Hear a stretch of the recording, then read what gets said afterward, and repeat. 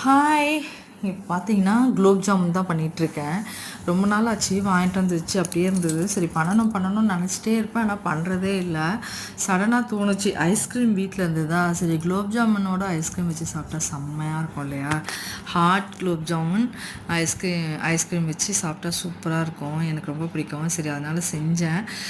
குலோப் ஜாமுன் தான் கொஞ்சம் பெரிய பெருசாகவே போட்டுட்டேன். குலோப் ஜாமுன் உருண்டைகளை குலோப் ஜாமுன் எண்ணெயே இழுக்காதுங்க, சூப்பராக செய்யலாம். ஆனால் கொஞ்சம் கொஞ்சமாக போட்டு இந்த மாதிரி உருட்டி உருட்டி உருட்டி உருட்டி நம்ம ஃப்ரை பண்ணணும். ஸ்லோ ஃபயரில் தான் வந்து ஃப்ரை பண்ணணும். அப்போ தான் அது வந்து ரொம்ப டேஸ்ட்டாக அந்த உள்ளெல்லாம் நல்லா வெந்து இருக்கும், இல்லைன்னா வேகாது. அந்த சைடு வந்து ஜீரா கொதிச்சிட்ருக்கு, கொதிக்கிட்டோம். லைட்டாக அந்த ஒரு பிசுபிசுப்பு தன்மை வந்தோடனே எடுத்து இதெல்லாம் கொட்டிடலாம்.